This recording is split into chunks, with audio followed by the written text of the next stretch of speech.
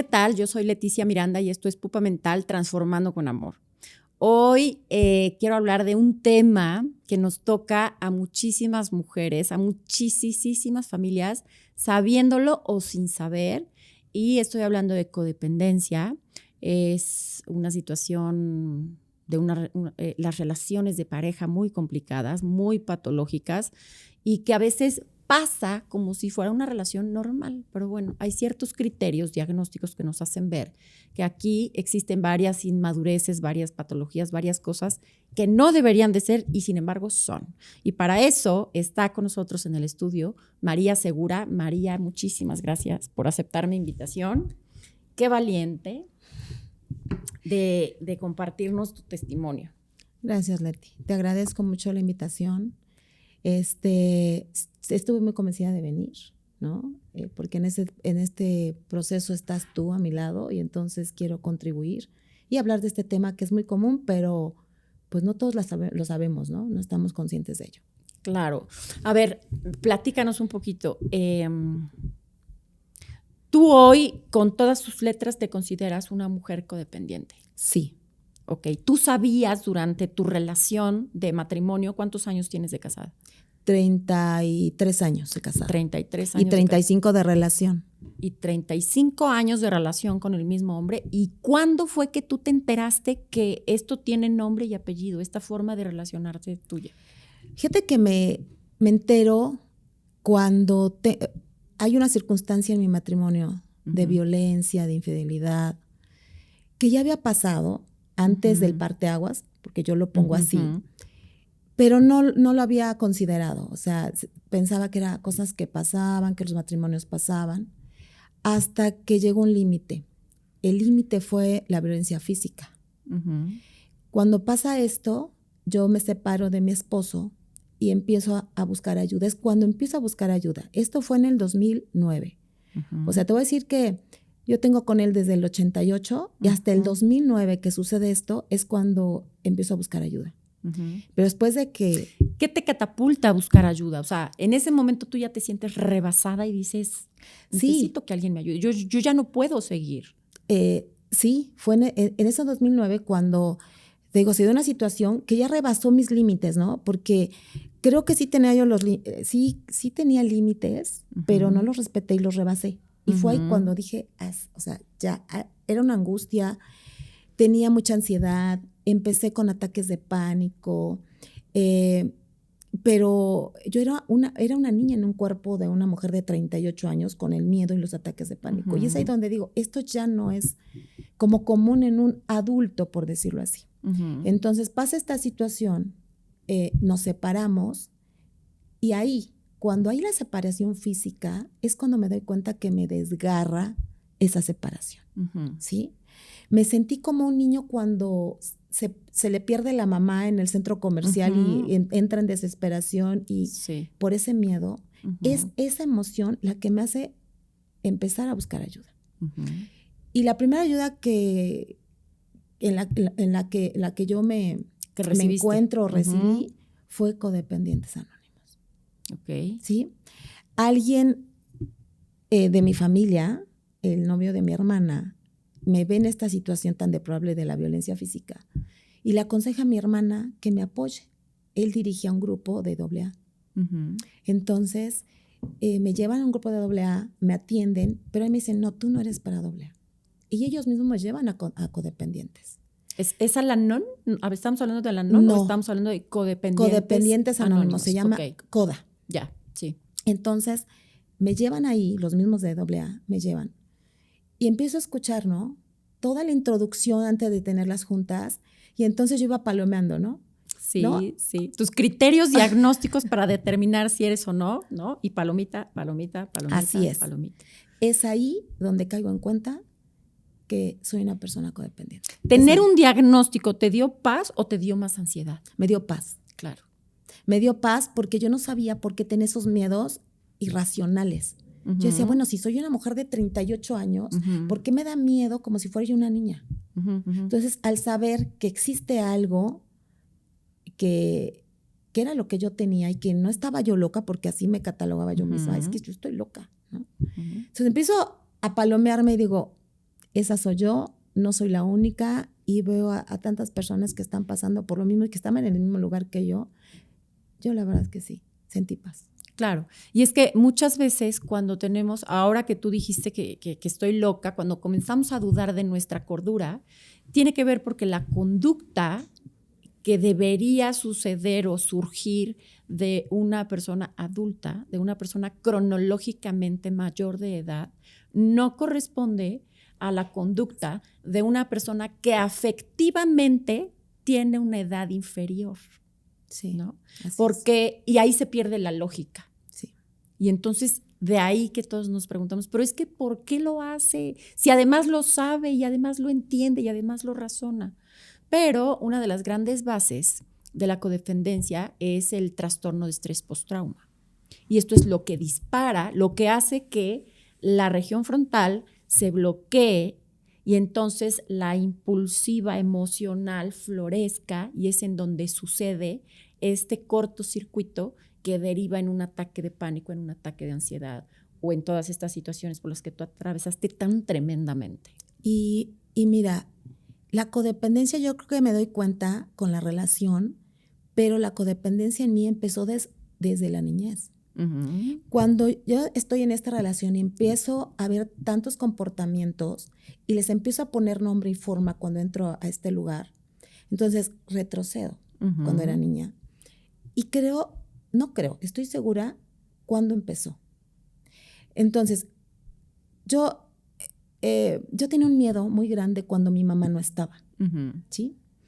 De ese miedo de que se iba mi mamá donde fuera que fuera, porque mi mamá trabajaba todo el día. Salía de la casa y me le pescaba de la pierna. Mamá, no te vayas, no te vayas. Entonces, era una sensación física muy tremenda en mí, taquicardia, sudoración, un miedo incontrolable. Que mi mamá se fuera. Eso me pasaba me pasó en el 2009 cuando él se fue. Fue la misma sensación. Entonces ahí caí en cuenta que esto no se gestó en una relación, se gestó en mi infancia. Claro. ¿Sí? Pero yo pensaba que esto me lo provocaba en relación ¿no? actual, pero no. Ahora sé que lo gesté desde la niñez por muchas cuestiones que yo pasé de niña, y claro que me lo llevé de corrito hasta el matrimonio, ¿no? Claro, sí. La codependencia, como muchos otros trastornos o situaciones de salud mental, se gestan en la primera infancia y no lo sabemos. Sí, a los 8 años fue lo mío, ¿no? El primer ataque de pánico que tuve fue a los 8 años. ¿Cuáles fueron tus síntomas? Desesperación, taquicardia, angustia, un sentimiento de que me iba a morir en ese momento, que no iba a haber alguien que me rescatara y me salvara de lo que yo estaba sintiendo, algo que yo sola no podía controlar y que necesitaba algo del exterior para poder que me ayudaran a controlarlo. Entonces, esa necesidad tan grande de siempre necesitar a alguien de fuera que me ayude a controlar los ataques de pánico. Claro, porque la creencia central desadaptativa es no soy suficiente, o sea, yo no puedo. Eso es lo que yo sentía, que yo sola no podía, que tenía que venir alguien a rescatarme. Y en la infancia fue mi mamá, que yo sentía que era la que ella me iba a proteger.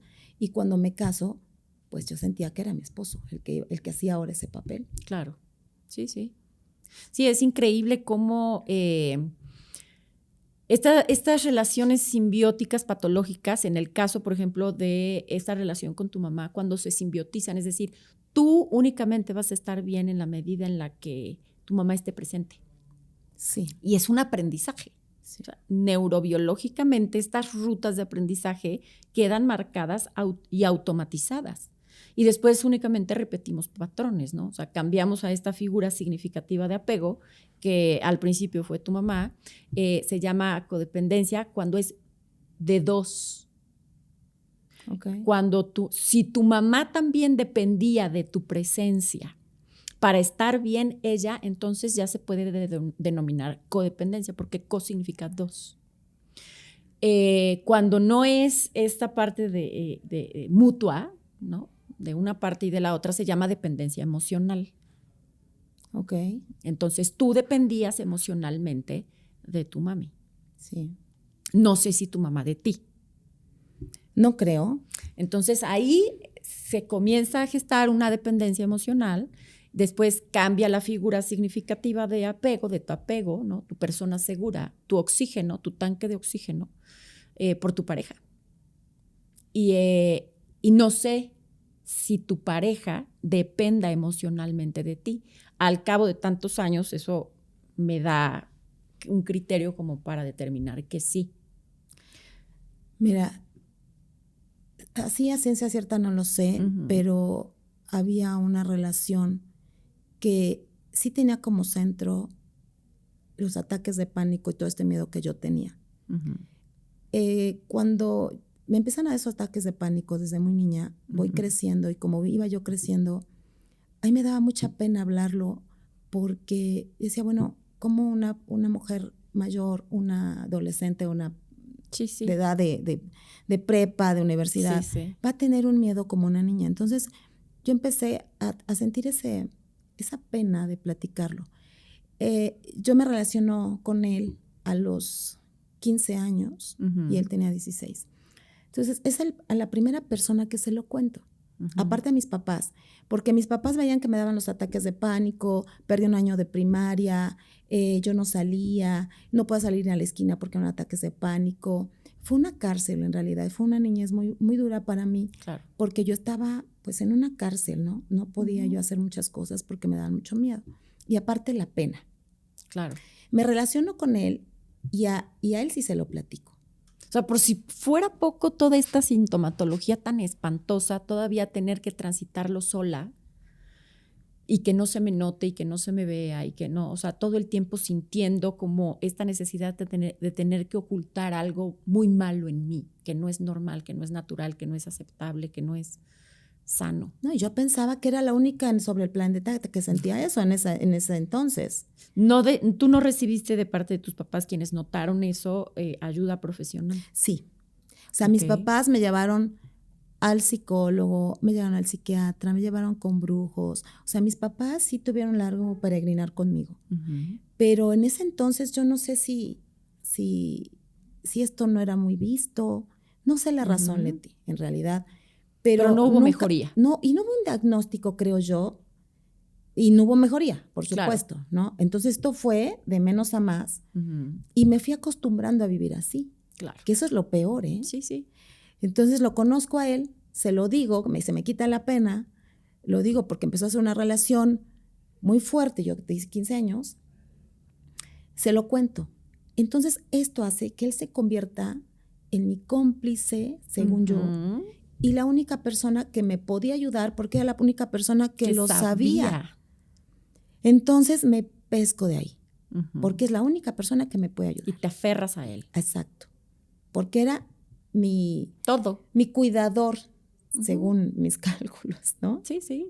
¿Y por qué te menciono que es una relación, o fue una relación a lo mejor codependiente? Porque también yo no puedo entender cómo él vivía esta situación, porque yo tenía muchas limitantes.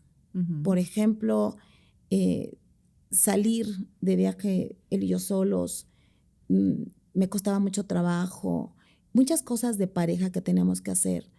Pues la mayoría, no sé, de 10 hacíamos 7 y 3 no, porque por esas limitantes que yo tenía. Entonces para mí era, ay, pues qué buena persona, ¿no?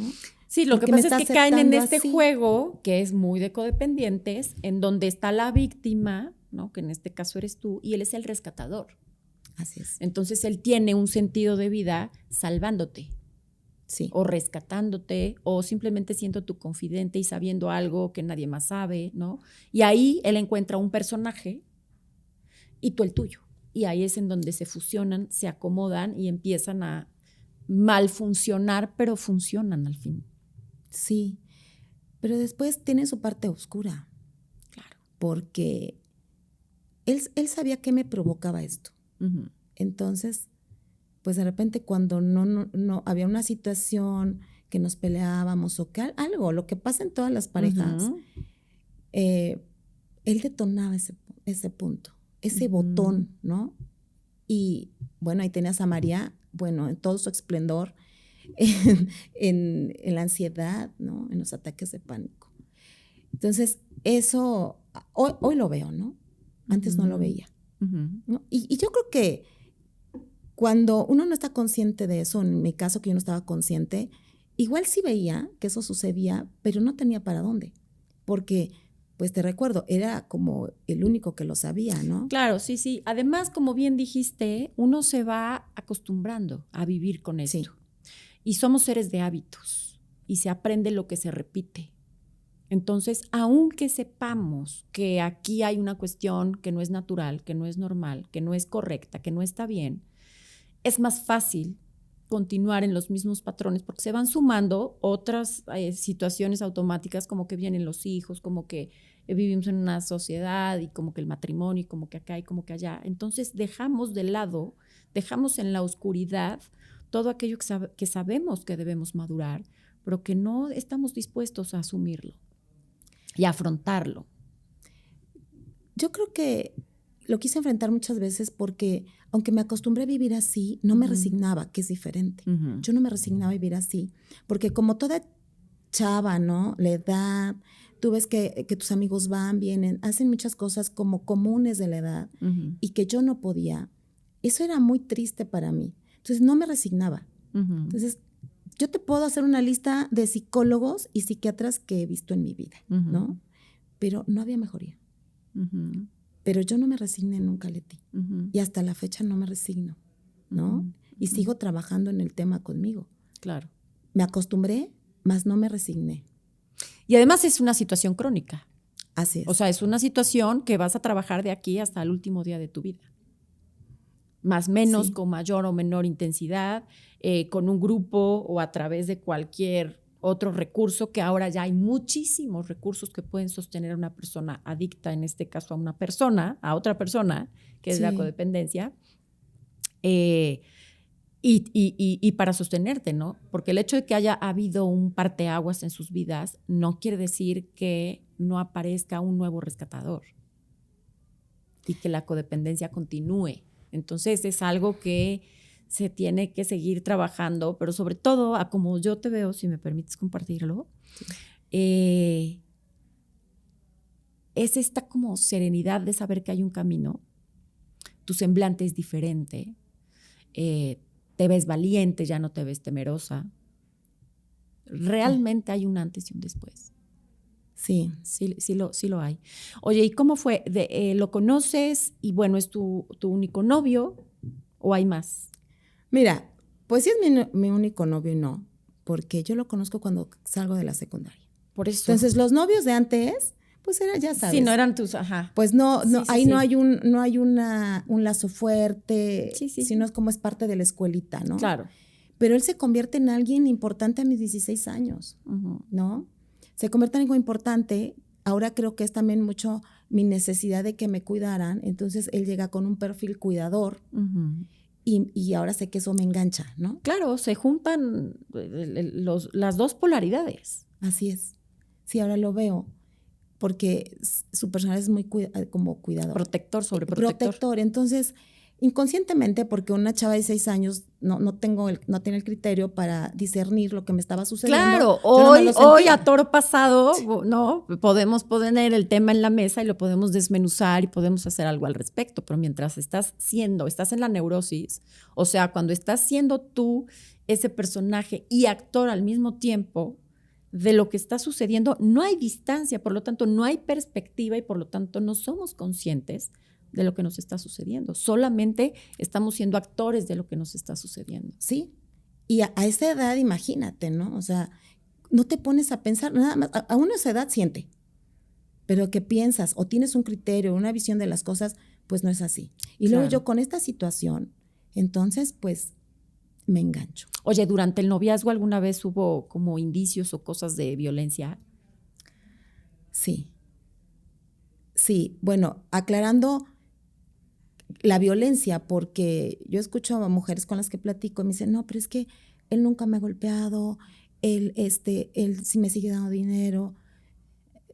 Bueno, sí, se enoja y me deja de hablar. ¿No? Sí. Entonces, como que todavía no tenemos bien claro lo que es la violencia, ¿no? Pero bueno, yo hoy, que esto lo inicié cuando yo tenía 16 años, hoy tengo 51 años, creo que todos estos años que he vivido esta situación, he aprendido y ahora sí sé muy bien qué es la violencia, pero en ese entonces no lo sabía, pero hoy sé que sí había indicios. Hoy lo sé, en ese momento no lo sabía. Indicios, por ejemplo, la infidelidad es una violencia. Claro. Es violencia. Entonces, como sí había indicios porque cuando recién nos hicimos novios, pues me entero que, bueno, ya anda buscando otras chicas, ¿no? Entonces lo dejo pasar. Y así. Dejé pasar, porque me enganché era más y era más y era más. Claro, porque tu necesidad había que pagarla y no importaba el precio, ¿no? Primero estaba tu necesidad de tener este cuidador porque tú sola no puedes y no importa el precio que haya que pagar. Sí. Y dejaste muchos años de tu vida, no voy a decir los mejores porque los mejores siempre son hoy y los que están por venir. Sí. Pero muchos años de tu vida los dejaste pagando un precio altísimo a cambio de tener esta parte que tú necesitabas y que hoy comprendes que no es más que algo que hay que desarrollar, ¿no? Que se quedó rezagado desde la primera infancia y fue este sentido de autosuficiencia, de autonomía y de madurez propiamente, ¿no? Sí. Una madurez de autocuidado y de saber que no me va a pasar nada aunque mi mamá no esté, que no sucedió, que se truncó. Sí, porque tuve cosas en la infancia que hicieron que yo tuviera algunas responsabilidades que no eran de mi edad y me daba mucho miedo enfrentarlas. Creo que desde ahí empieza esta situación donde yo muy pequeña tengo que hacerme cargo de cosas por las actividades de mi mamá, la situación en casa. Entonces yo tenía que hacerme cargo de cosas de adultos. Claro. Y eso me provocaba mucho miedo, ¿no? Como cuidar a una niña, ¿no? A mi hermanita. Yo decía, bueno, no hay un adulto, si nos pasa algo, claro. No hay. Y eso sí lo pensaba. Yo recuerdo mis pensamientos de niña y eran así. Sí, entonces, sí. Eso empieza a provocar Ahí es donde miedo. se comienzan a cruzar los cables, ¿ves? Y a estructurar la psique, valga la redundancia, la estructura psíquica de cada individuo, que es única y que es irrepetible, y es que tus circunstancias, el material que tú tienes en tu entorno, en tu ambiente, en tu carácter, en las circunstancias particulares de tu familia donde se van entretejiendo esto, ¿no? Entonces hay un rol parental de una niña que claramente no tiene la madurez para asumir la responsabilidad del cuidado ni de sí misma, ni de una hermana menor, y ahí es en donde comienza a dispararse el asunto, ¿no? La emocionalidad y las activaciones cerebrales de peligro, de guardia, de protección y tal, ¿no? Es cuando comienzan a activarse y insisto, el trastorno de estrés postrauma son estas grandes pautas que hacen que el desarrollo natural que debería seguir cualquier ser humano se vaya sesgando y vaya dibujando de cada individuo un mapa diferente, ¿no? No, y bueno, es algo que es el sello para toda la vida. Sí. ¿No? Porque bien dices tú, no creo acabar yo con esto. O sea, estoy en el camino. Creo que he avanzado lo que nunca pensé que iba a avanzar y de la forma en que me está sucediendo, eso es lo más increíble, ¿no? Como es ahora lo estoy enfrentando, porque aunque no me he resignado, pero sí tenía yo miedo de dar pasos grandes, porque siempre es evitar el miedo. Claro. ¿No? Entonces me daba miedo hacerlo porque quería evitar el miedo. Entonces es un sello, Leti, es una marca que las personas que yo sé que hay, ahora sí hay muchas, ¿no? Porque pensé que era la única en la vida y en el mundo. Sé que quien esté pasando por esto como yo sabe que no nos vemos sin esto. Nos vemos mejoradas, o en mi caso me veo que puedo mejorar, que puedo avanzar, que puedo hacer, pero siento que es algo que me va a acompañar, ¿no? Así como dicen en los grupos, ¿no? Que siempre va a ser, pero se puede. O sea, solo por hoy, ¿no? Es la que yo aplico para mí, claro, ¿no? En el manejo de todo esto. Y qué importancia tener un grupo que te acompañe, ¿no? Sí. Yo tengo pacientes, varias codependientes, que siempre a la pregunta de no sabes cómo salirte de tu relación o no sabes cómo quedarte en tu relación. Y su respuesta es no sé cómo quedarme. O sea, yo quiero seguir en esto, quiero seguir acá. y que me hablan del hospital y me mandan fotos de sus golpes, de sus moretones, de esto y del otro, ¿no? Y la impotencia que como terapeuta tienes al acompañar personas así, de decir, ¿cómo te puedo ayudar? Es que eso es de todos los días, Leti. Uno se quiere quedar. ¿Sí? Claro, y que esa persona se quede. Es un temor tremendo a cruzar una puerta. Mira, hoy digo, hay mujeres que se me han acercado y les digo, lo que hay atrás del umbral del dolor es maravilloso, pero el umbral, la puertita que tienes que cruzar, que es el dolor, eso de verdad no, ni Dios Padre te lo puede evitar. Sí. Es de comprender lo que uno está viviendo, de dónde viene todo esto, que ahora yo lo comprendo, de dónde viene, lo empiezo a abrazar, lo empiezo a comprender, y cuando empiezo a comprender qué es lo que me está pasando, entonces tomo el camino adecuado para empezarlo a solucionar. Pero si nos quedamos en me quiero quedar porque lo quiero, porque tengo miedo de dejarlo. Claro, ahí viene todo el discurso que tienes repitiéndote toda la vida, que es este automático que te pone a salvo, porque de lo malo a la nada preferimos lo malo. Porque nuestro cerebro, después de esa puerta, ¿no? Después de esa puerta que es como los grandes parteaguas o las grandes crisis que te hacen morir y nacer, sí. No las cruzan. Es que hay gente que se muere y no cruza la puerta y se queda en la codependencia. Muchísima gente. Y no la cruzan. Y siempre es el discurso automático, que es este cerebro egoico que te pone a salvo. De alguna forma te pone a salvo porque no sabemos qué hay detrás de esa puerta, entonces mejor más vale malo conocido, ¿no? Con el discurso de, ay, bueno, ya, ay, bueno, que tanto y tantito, ay, bueno, ya llevamos tantos años, ay, bueno, ya tenemos tantos hijos, ay, bueno, ya tenemos este patrimonio, ¿no? Toda la estructura de tu vida está construida sobre esos cimientos, y de pronto agarrar el elevador, bajarte el edificio e irte a la nada es inconcebible. Bueno, y si eso es muy difícil para personas que no son codependientes, es el divorcio, yo no estoy promoviendo el divorcio, ¿no? Sí, claro, yo no vengo a decir aquí que la gente se divorcie. Sí, no. Pero un divorcio es desgarrador. Sí. ¿Sí? Y si eres codependiente, inconcebible. Exacto, ¿no? Tu cuerpo, tu mente, todas tus emociones, tus células no conciben esa separación, porque si no siendo codependiente es desgarrador, siendo codependiente es aterrador.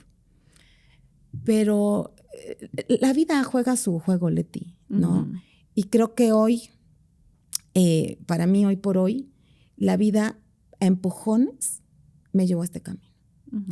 Y ahora estoy en un camino de sanación emocional, espiritual, que también aquí tuve que, porque, o sea, la vida me empujó, de verdad me empujó.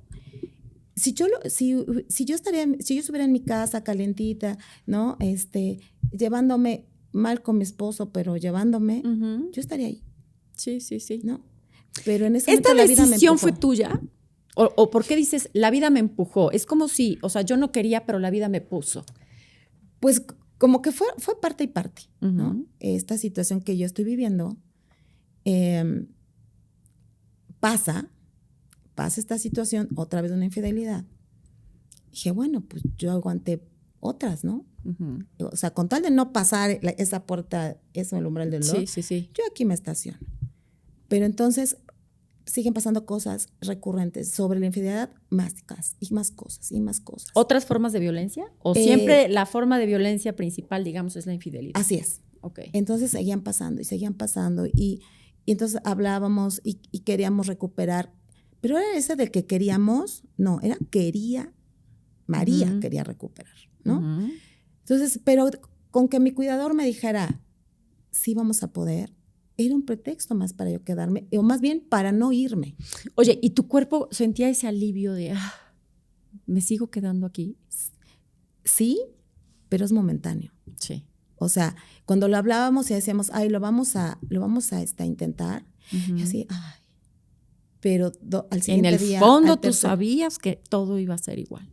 Y aparte se paga un precio muy, muy alto por esos minutos de disque tranquilidad. Claro. Cuando te dicen todo va a estar bien. Claro, ¿sí? Como las drogas. Exacto. Te drogas, te sientes que, ¿no? Te comes el mundo, bueno, nunca me he drogado, pero esto es algo así. Sí, es lo mismo. ¿No? Químicamente en el cerebro el efecto es el mismo. Sí, pero cuando pasa el efecto, entonces viene. Y la cruda. Híjole. Porque dejas pasar otra oportunidad de haber dicho no. Y dices, chin, otra vez, lo mismo. Es que no concibe uno decir no, Betty. Sí, uno va por la recompensa. Sí, por claro. el sí se va a poder, por el no te vayas. No, es lo que un codependiente solamente escucha. Un codependiente no ve más que lo que necesita. Claro. ¿Sí? No ve uno más allá. Sí. Pero se siguen dando las cosas, se siguen dando. Y llega un momento que yo creo que, aunque sea de codependiente, hay límites. Entonces, él se fue 2 días de la casa. Y no era la primera vez. Se va 2 días, pero como el juego ya estaba muy aprendido entre ambos, entonces, en estos días es que se va, regresa a cambiar nada más maletita para otro día irse y así. Cuando yo vi eso, algo me pasó, Leti. No sé, no lo puedo decir. Si es algo el universo, providencial, sí. Vamos a decirlo así. Algo sucede en mí que dije, no.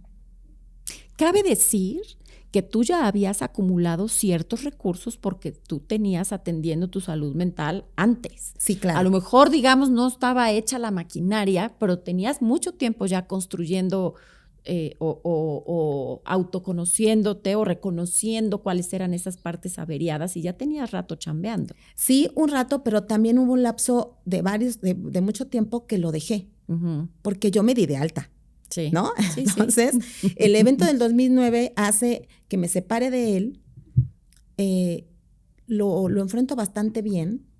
O sea, yo me quedé hecha un palito, yo era muy flaquita, no me levantaba, no comía, pero empecé a ir al grupo y esto me empezó a dar para arriba y para arriba y para arriba.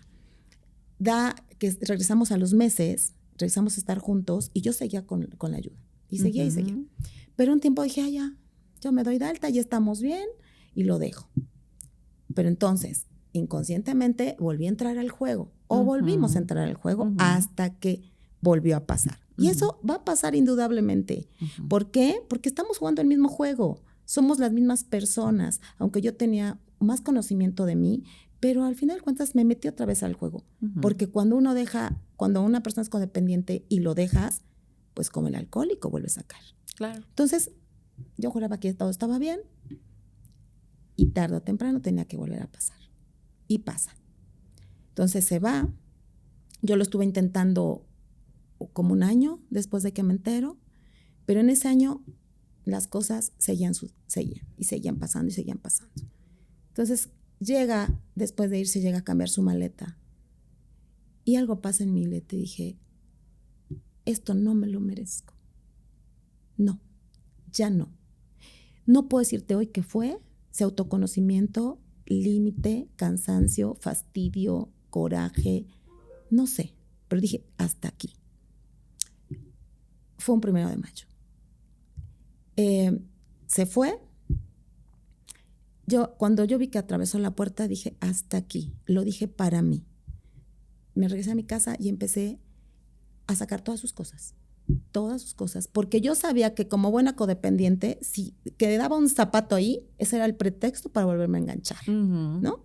Empecé a sacar todo. ¿Qué sentías en tu cuerpo en ese momento de estar vaciando todo? Ay, sentía mucha desesperación. Enojo, rabia, furia. Miedo. ¿Qué? Miedo así, un horrible. Miedo superlativo. Exacto. Pero dije, no, ya no. Y lo que yo tenía de imagen en mi cabeza era a mis 3 hijos, que aunque son adultos, son mis hijos, ¿no? Y son los amores de mi vida. Y yo veía sus caras y decía, por mí y por ustedes. Porque ya los hice pasar desde muy chicos toda esta situación y nunca es tarde. Entonces, por mí y por ustedes. Primero por mí, luego por ustedes. Y yo tenía la imagen de mis 3 hijos. Entonces, yo sacando todo con un miedo espantoso, saco todo, le pido que hablemos y le anuncio, siento a mis hijos y les anuncio. Ese día, sí te lo voy a contar, ese día me arreglé, me puse un vestido hermoso, o sea, me puse muy linda. Llegó a la casa, y se sentó. Dos de mis hijos no viven en México, los puse en línea. A la que vive aquí sentadita frente a mí, él llegó, se sentó y les dije, les informo que me voy a divorciar. Todos se quedaron fríos. Por esto, y les di las razones por las que me iba a divorciar. Obvio no lo esperaba. Y le dije, tus cosas están allá afuera, adiós. Y así fue. Y me arreglé porque para mí es el inicio de una nueva vida. Para mí la tenía yo que recibir así, linda, hermosa, fuerte, muriéndome de miedo, porque no voy a mentir, ¿no? Es un paso muy difícil, pero... Y además era un momento deseado, ¿no?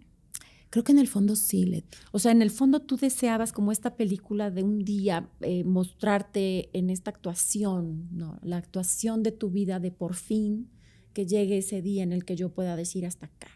Y ahora sé que no es por él. O sea, no fue porque él se va y ya no lo quiero. Como que yo no pensé en él. Sí, pensaba en mí. O sea, esa nueva vida, eso bonito que yo quería, no era como echándole tierra a él, era echándome porras a mí. Sí. ¿No? Que eso fue lo más espectacular. Claro. ¿No? Porque cuando lo haces por hacerle algo a alguien, por desquitarte de alguien, entonces no es genuino y entonces vas a regresar a lo mismo. Sí. Esta vez fue diferente para mí, era por mí.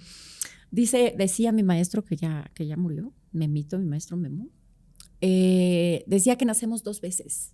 La primera a este mundo y la segunda a la conciencia del autoconocimiento, ¿no? A la conciencia de quién soy yo. Qué bonito. Y en ese segundo nacimiento, todo el universo, o en aquello que creas, toda esa fuerza creadora, ¿no? Es la que te llena, la que te habita, y a partir de ahí las cosas se perciben distintas. Sí.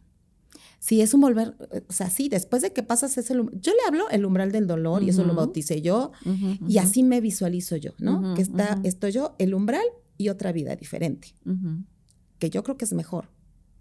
Yo estoy muy agradecida con este hombre porque viví años muy bonitos también con él. Sí. Tengo a mis 3 hijos maravillosos, hermosos, que los amo. Y también porque fue mi gran maestro, ¿sabes? Claro. Y le tengo mucho agradecimiento. Y creo que en esta ocasión todo lo estoy haciendo por mí. No por él, no porque él me haya hecho y ahora tenga que pagar las consecuencias. No, es por mí. Entonces, eso es lo más bonito, Leti, porque, y es genuino, porque entonces el camino que pasas de forma genuina sí te lleva al objetivo. Claro, ¿sí? claro. O sea, sí llegas. Se fue, esa noche dormí muy bien, ¿no? Lo feo viene después, ¿sí? Cuando ya ves la pérdida en el día a día, claro, ¿no? Ahí es donde yo empecé a sentir, dije, Dios mío. Ahora sí, en serio, ¿y ahora sí. qué hice, no? ¿Qué hice? Y vienen las dudas, y dices, a lo mejor me equivoqué, a lo mejor me hubiera aguantado, tal vez hubiéramos arreglado la situación. Y todo, la mente te pone muchas trampas, ¿no? Claro. Entonces eran mis trampas, y que quieres regresar a lo conocido, porque entonces empiezas a ver que tiene una vida que no conozco. Claro, y finalmente la codependencia también nace mucho del no hacerte responsable de ti. Definitivamente, Leti. La comodidad de no hacerte responsable de ti, esa es la base, o sí. una de las otras grandes bases de la codependencia. Es que traemos ese niño todavía, claro, que está desamparada, ¿no? Entonces, yo era una niña desamparada, pero ahora empiezo a racionalizar esos miedos. Digo, bueno, a ver, cuando era niña era normal que yo tuviera miedo porque yo dependía de un adulto, y de veras, si yo no te hubiera cuidado de un adulto, pues se me hubiera muerto. Pero dije, ahora soy un adulto, ahora la adulta soy yo, ¿no? Claro, sí. Y ahora tengo la capacidad de cuidarme a mí misma. Entonces, siempre estoy con esa situación. Y a veces sé cómo y a veces no sé cómo, ¿eh?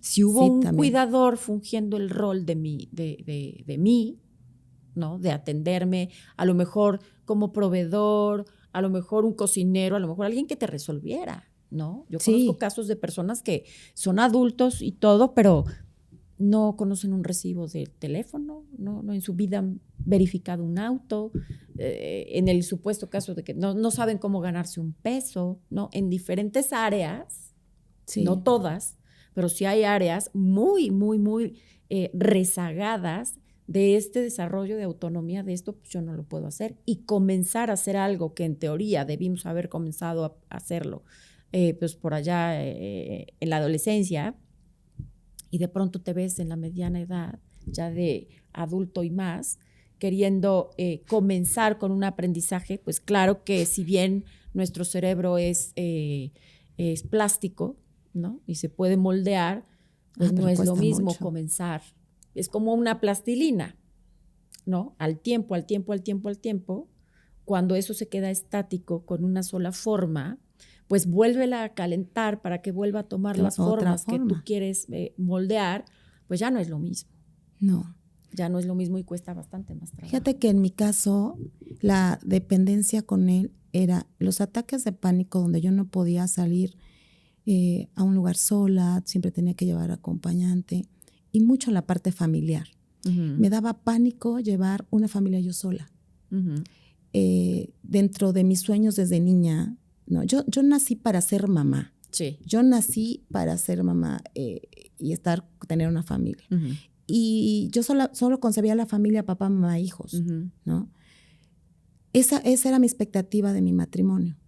Por eso también creo que me quedé mucho tiempo, porque sabía que esta parte se iba a quebrar. Sí, era una deslealtad a ti misma, sí, ¿no? Porque la foto que tú te pusiste como el ideal era esta familia completa, papá, mamá, hijos. Sí. Y entonces salirte de ahí era una deslealtad hacia tus propios sueños, hacia tu propio ideal. Y eso me daba mucho miedo pasar.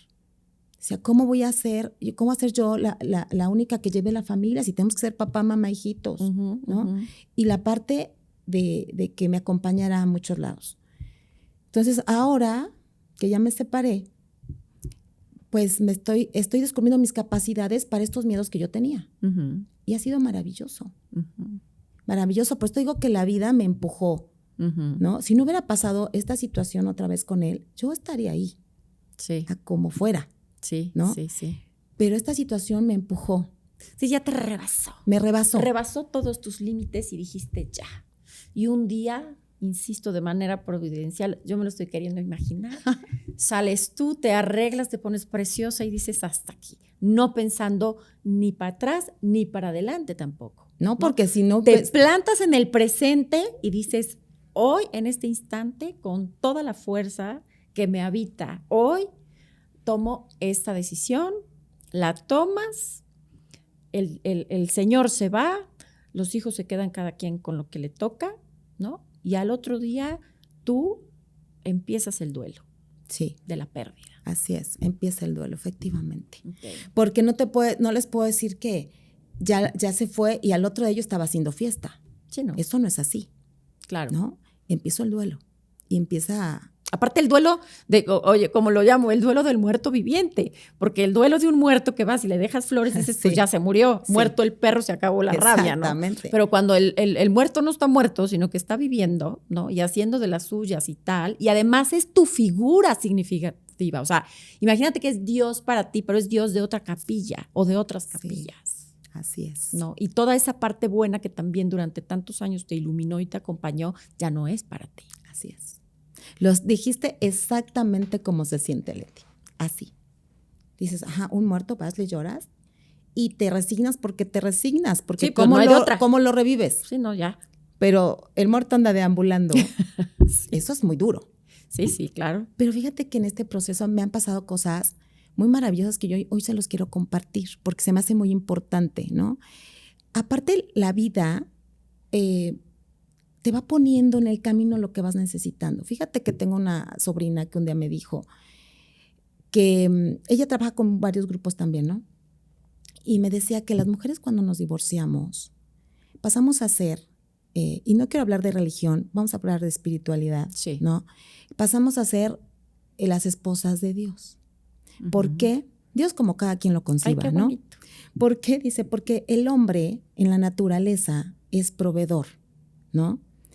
Y cuando una mujer se divorcia, pasamos a ser esposas de Dios porque Dios te provee. de todo para Ay, que qué tú vayas bonito, saliendo. hasta me enchiné, qué bonito. Eso me lo compartió mi sobrina y se lo agradezco y me lo llevo porque Dios te va a proveer, tía, o sea, porque te va a poner a las personas que deben estar contigo para este proceso. Y así ha sido. Y les tengo una anécdota que me pasó y ahí lo comprobé. Así que le doy la despedida en la casa el 1 de mayo. Nunca yo había ido a un viaje sola. Nunca, sin él, jamás, nunca. Y antes de que yo me separara, planeé un viaje sin él, antes de que él se fuera. Estaba yo llegando ya a mi límite.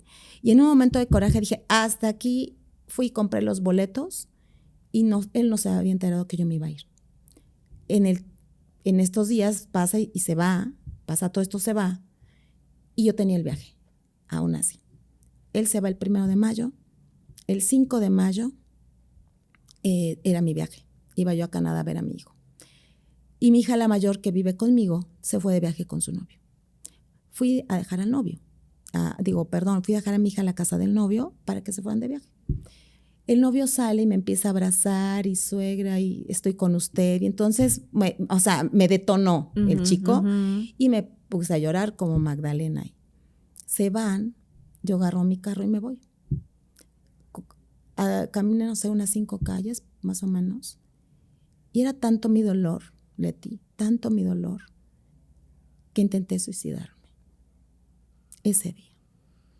Yo viajaba en la noche a Canadá. Era el primer viaje que yo hacía sin él. Los ataques de pánico yo ya los sentí aquí conmigo y en mi maleta. Dije, me van a dar uno tras otro, tras otro y tras otro. Dije, no puedo con esto. Me vi sola, como siempre tuve miedo, en una casa, yo sola, sin mis hijos. O sea, era algo terrible para mí. Dije, no, esto ya no puede ser. Y que agarro mi camioneta y empecé a agarrar rumbo. Llegué a un lugar donde hay un puente y hay mucho tráfico. Me estaciono, me bajo, me acerco a la carretera y dije, es la única forma en que voy a acabar rápido. No soy valiente para hacerme otra cosa. Aquí. Voy a dar el paso al bulevar y empiezo a escuchar unos gritos horribles atrás de mí. Volteo y era un hombre, pero gritaba desesperado, muy enojado. No sé, no le hice caso, me volteé, di 2 pasos para atrás para verlo, regresé otra vez y empiezan los gritos peor. Me desconcentró. Te sacó de tu trance. Ajá, me sacó de mi trance. Lo volteó a ver hasta con enojo y resulta que me hablaba a mí. Entonces me acerco y el señor me dijo, bueno, hasta me la refrescó. Y yo no entendía por qué y me gritaba y me decía muy feo. ¿Por qué? Porque estacioné mi coche en su cochera, él tenía una emergencia y no podía salir. Vio que yo me bajé, que me fui. Qué cosa. Y, me dijo horrible. Entonces, a mí me dio mucho miedo él, porque estaba totalmente enojado. Y ahora entiendo, tenía una emergencia, su hijo estaba mal. Ahora lo sé, porque fui a esa casa después a pedir disculpas, a ofrecer disculpas. Entonces, le tuve mucho miedo y me subí a mi coche y me fui. Me escapé. Así de, oiga, señor, no está viendo que yo estoy en algo importante y me sale usted sí. Con que me quite. Ya me quitó la puntería, ¿no? Qué fuerte. Me voy llorando y miedosa y todo, y me encamino a una iglesia. Entré a esta iglesia, me fui hasta al fondo de la iglesia a llorar todo lo que yo podía. No podía parar de llorar, era un llanto que nunca he tenido en mi vida. Y en la iglesia estaban, en las bancas de enfrente, estaba un grupo de personas de la tercera edad, todas vestidas de blanco y con un listón rojo en el cuello. Entonces yo las vi, no les hice mucho caso, empezaron a salir ellos, yo quise pasarme al frente, donde ellos estaban, y ocupar su lugar. Y una señora, una de ellas, se acercó a mí y me preguntó qué tenía. Yo no le contesté porque no podía ni hablar de tanto llanto. Me tomó del brazo y empezó a orar por mí. Yo escuchaba que oraba por mí. Me tomó del brazo y nos salimos de la iglesia. Todos los demás señores, las mujeres, eran puras mujeres y un hombre. El grupo de estas personas de la tercera edad. Me saca una señora del brazo y estaban todos afuera y me hacen un círculo y me empiezan pues a abrazar, a hablarme, a darme una estampita de la Virgen. Todos me hablaban al mismo tiempo queriéndome dar ayuda porque yo no paraba de llorar. Yo no dije una sola palabra con ellos. Yo nada más lloraba. ¿Qué me sacó de eso? Que era un hombre nada más. Y me dijo, hija, no vayas a intentar algo que no te vayas a quitar la vida, porque mi hermano se quitó la vida y hasta hoy yo no lo supero. Eso me hizo reaccionar, porque yo no dije nada, yo no les dije de dónde venía, yo no dije que minutos antes intentaba yo quitarme la vida. Eso me sacó de ahí. Me llevaron lo fueron a sacar al sacerdote de la oficina, el sacerdote me atendió, habló conmigo. Y cuando yo salí, bueno, pero antes de esto, perdón, porque eso es muy importante que lo diga, cuando salgo del trance me doy cuenta que estaba yo en medio de un círculo, rodeada de personas de la tercera edad, vestidas de blanco, con un listón rojo, con una medalla en el cuello, y todos orando por mí. Y no sabían qué me pasaba, yo no dije nada.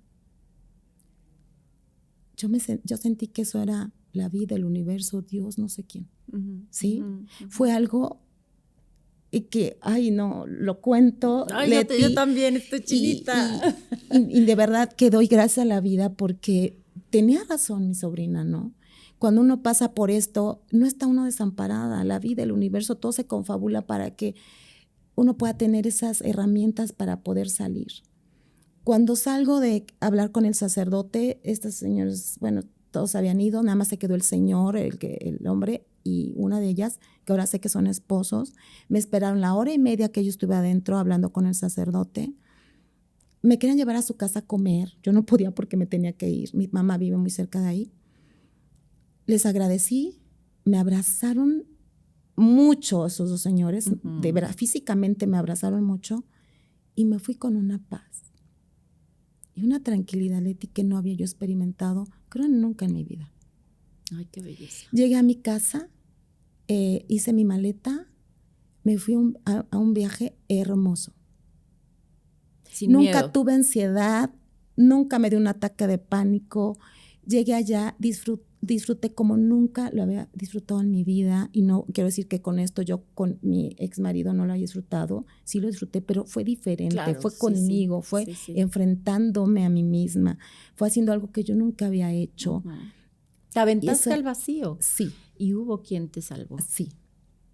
Y eso para mí fue maravilloso. Y ahí empecé a confiar que cuando yo empecé a ver por mí, la vida se confabuló para ayudarme. Claro. Y no es fácil. No es fácil. No. Terapia. He estado con terapia. Tenemos casi una hora y yo ya estoy, me sube y me baja y me sube. Yo imaginándome un poco de lo que me has compartido de tu historia y tal, ¿no? Y yo en el cuerpo estoy sintiendo como estos descansos y estas tensiones, ¿no? No, ya lo creo que no ha sido fácil. No ha sido fácil. Sigo, no en la lucha, no me gusta decir la lucha porque no estoy luchando. Sigo en la vida. Descubriendo mi vida, cómo es ahora. Alguien un día me preguntaba, pues haz lo que más te gusta. Y yo decía, ¿pero qué me gusta? Esa pregunta fue muy fuerte para mí, eso. Te digo que todo se va confabulando. Hay personas que te dicen alguna cosa que te saca. Mi hija un día me decía, mamá, es que estás muy vacía de ti. Eso también me llegó al alma. Y cuando me preguntaron, ¿qué te gusta? ¿Qué te apasiona? No supe. No supe porque toda mi vida era encaminada a mi matrimonio y a mis hijos y a mi trabajo. Esas eran mis prioridades, ¿no? Así como las puse, mi esposo, mis hijos y mi trabajo, en ese orden. María no existía, ¿no? Yo era muy feliz haciéndome cargo de los demás como buena codependiente. Claro. ¿No? Entonces me dijeron, ¿qué te gusta? No sé. Y ahora sé que me gusta tocar la batería.